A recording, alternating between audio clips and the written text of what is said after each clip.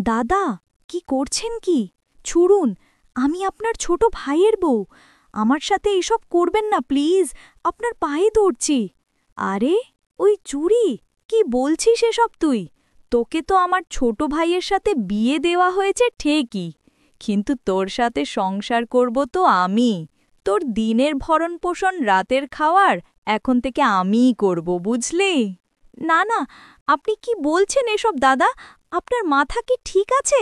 পুরো পরিবার, সাথে এলাকাবাসীকে সাক্ষী রেখে আপনার ভাই তো আমাকে বিয়ে করেছিলেন, তাহলে আপনি আমার ওপর ভাগ বসাতে আসছেন কেন? আরে চুরি, যে বিয়েটা আমার ভাই তোকে করেছে, এসব ছিল নাটক।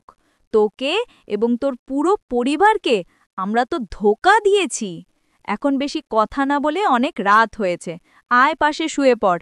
এখন আমি তোর সাথে মিশে যাব।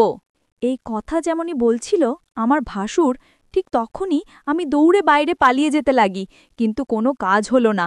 ভাসুরজি আমার হাত ধরে এক ঝটকায় টান দিয়ে তার কাছে নিয়ে গেল এবং কানের কাছে ফিসফিস করে বলল, আমার প্রিয় বউ, আমার ভাইয়ের কথা বাদ দে। ওর কথা না ভেবে চল, আমাকে খুশি রাখ। এতে তোর এবং তোর পুরো পরিবারের জন্য অনেক ভালো।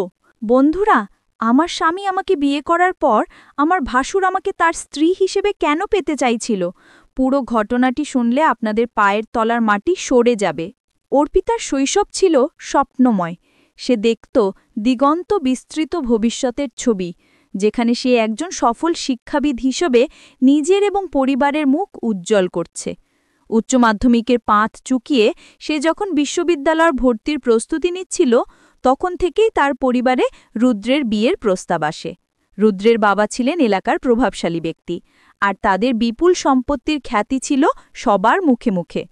অর্পিতার বাবা, যিনি সারা জীবন অভাবের সাথে সংগ্রাম করে গেছেন, তিনি এই সুযোগ হাতছাড়া করতে চাইলেন না।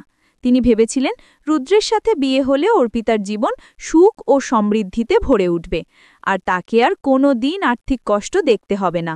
অর্পিতা প্রথমে রাজি না হলেও বাবা মায়ের স্বপ্ন এবং তাদের মুখের দিকে তাকিয়ে শেষ পর্যন্ত সে সম্মতি জানায়। তার একটাই শর্ত ছিল, সে যেন তার পড়াশোনা চালিয়ে যেতে পারে। রুদ্রের পরিবার সানন্দে সেই শর্ত মেনে নেয়, আর অর্পিতার বাবা স্বস্তির নিঃশ্বাস ফেলেন। বিয়ে সম্পন্ন হওয়ার পর যখন অর্পিতা নতুন জীবন শুরু করার স্বপ্নে বিভোর, ঠিক তখনই তার জীবনে নেমে আসে ঘোর অমানিসা।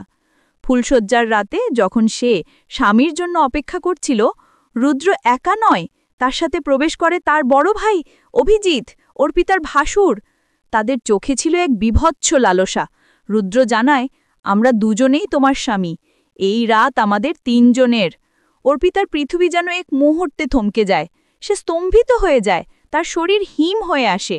যখন সে প্রতিবাদ করতে যায়, তারা দুজনে মিলে তাকে জোরপূর্বক বিছানায় বেঁধে ফেলে। সারা রাত ধরে চলে তার ওপর পাশবিক অত্যাচার।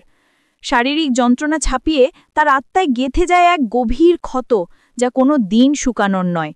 তার উচ্চশিক্ষার স্বপ্ন, একটি ভালোবাসাময় দাম্পত্য জীবনের আকাঙ্ক্ষা, সবকিছুই চূর্ণ বিচূর্ণ হয়ে যায়।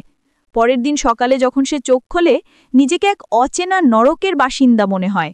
তার শরীর জুড়ে ব্যথা, মনে একরাশ ঘৃণা আর হতাশা। কিছুক্ষণের মধ্যেই সে জানতে পারে এক ভয়ঙ্কর সত্য, রুদ্র আগেই বিবাহিত ছিল। এই খবর অর্পিতার মনে যেন শেষ পেরেকটি ঠুকে দেয়। সে বুঝতে পারে তাকে মিথ্যে স্বপ্ন দেখিয়ে এই অন্ধকার গর্তে ঠেলে দেওয়া হয়েছে। বিয়ের পর শ্বশুরবাড়িতে অর্পিতার দিনগুলো কাটছিল এক অসহনীয় যন্ত্রণার মধ্যে। তার পড়াশোনা বন্ধ করে দেওয়া হয়, বইপত্র ছিঁড়ে ফেলা হয়। তার কণ্ঠরোধ করার জন্য রুদ্র বারে বারে তার উপর চালাতো শারীরিক ও মানসিক নির্যাতন। একবার যখন সে তার ছোট বোন তৃষাকে ফোন করে তার অবস্থার কথা জানাতে চেয়েছিল, রুদ্র একটি গরম ইস্ত্রি দিয়ে তার পিঠে ছ্যাঁকা দেয়। সেই গভীর ক্ষত শুধু তার শরীরে নয়, তার মনেও এক দাগ ফেলে দেয়। বিয়ের তৃতীয় দিনেই একটি ঘটনা অর্পিতার মনে সন্দেহের বীজ বুনে দেয়। বাড়িতে পুলিশ আসে এবং তার ভাসুর অভিজিৎকে খুঁজতে থাকে। শাশুড়িমা তাকে মিথ্যে বলেন যে পুলিশ পাড়ার অন্য কাউকে খুঁজছে। অর্পিতা সে কথা বিশ্বাস করলেও তার মন খুঁতখুত করতে থাকে। এক সপ্তাহ পেরোতেই রুদ্রের আসল রূপ বেরিয়ে আসে। সে বিনা কারণে অর্পিতার ওপর শারীরিক ও মানসিক নির্যাতন শুরু করে। তাকে ঘরবন্দি করে রাখা হয়, তার সাথে বাইরের জগতের সব যোগাযোগ ছিন্ন করে দেওয়া হয়। একদিন ভাসুর অভিজিৎ অর্পিতার বিষণ্ণ মুখ দেখে তাকে সান্ত্বনা দেবার ভান করে। সে অর্পিতাকে নতুন বই কিনে দেওয়ার জন্য বাজারে নিয়ে যায়।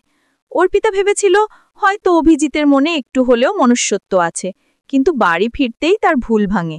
রুদ্র অর্পিতার চরিত্র নিয়ে নোংরা অপবাদ দেয় এবং মুসলমান মেয়েদের মতো পর্দা না করার জন্য তাকে তিরস্কার করে। অর্পিতা যখন প্রতিবাদ করে, রুদ্র তার গলা টিপে ধরে এবং এক নিঃশ্বাসে 3 বার তালাক তালাক তালাক উচ্চারণ করে। অর্পিত পৃথিবী আবার অন্ধকার হয়ে যায়। সে আর কোনো উপায় না দেখে বাড়ি ফিরে আসে। বাবা প্রথমে অর্পিতাকে আর শ্বশুরবাড়ি পাঠাতে রাজি ছিলেন না, কিন্তু রুদ্রের পরিবার গ্রামে প্রভাবশালী হওয়ায় তারা ক্ষমা চেয়ে অর্পিতাকে ফিরিয়ে নিতে আসে। তাদের একটি শর্ত ছিল, যেহেতু অর্পিতার তালাক হয়ে গেছে, তাই তাকে ভাসুর অভিজিতের সাথে হালালা করতে হবে, যাতে সে আবার রুদ্রের কাছে ফিরতে পারে। অর্পিতা এই প্রস্তাবে রাজি হয়ে যায়। সে অভিজিৎকে দাদার চোখে দেখত, তার সাথে এমন সম্পর্ক কল্পনাও করতে পারত না। কিন্তু ছোট বোন তৃষার ভবিষ্যতের কথা ভেবে পরিবারের সম্মান রক্ষার্থে সেই জঘন্য প্রস্তাবে রাজি হয়।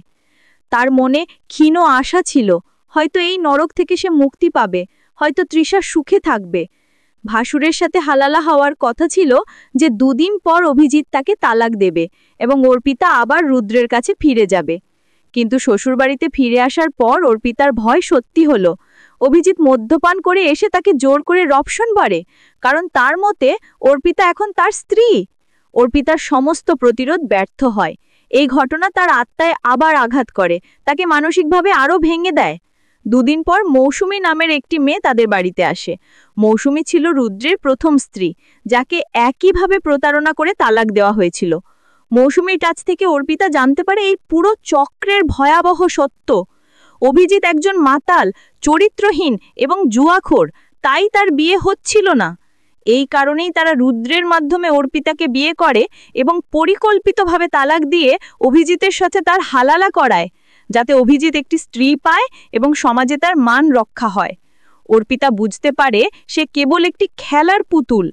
যখন অর্পিতা এই অন্যায়ের বিরুদ্ধে প্রতিবাদ করে, তখন শাশুড়ি মা, রুদ্র এবং অভিজিৎ 3 জনে মিলে তার উপর শারীরিক ও মানসিক অত্যাচার শুরু করে। তারা তাকে বাড়ি ছেড়ে বের হতে দেয় না, সব দিক থেকে আটকে রাখে। যখন সে তাদের পুলিশের ভয় দেখায়, অভিজিৎ একটি অ্যাসিডের বোতল নিয়ে আসে তার মুখে ছুঁড়ে মারার জন্য। শাশুড়িমা নিজেও এই জঘন্য কাজে তাদের সঙ্গ দেন। ঠিক সেই মুহূর্তে পুলিশ বাড়িতে ঢুকে অভিজিৎকে গ্রেপ্তার করে। অর্পিতা জানতে পারে মৌসুমী পুলিশকে খবর দিয়েছিল। মৌসুমী অর্পিতাকে তার বাপের বাড়ি পাঠানোর আগে অর্পিতা লুকিয়ে তাকে সব ঘটনা জানিয়েছিল। মৌসুমী অর্পিতাকে জড়িয়ে ধরে কাঁদতে থাকে। দুজনেই একে অপরের কষ্ট অনুভব করে।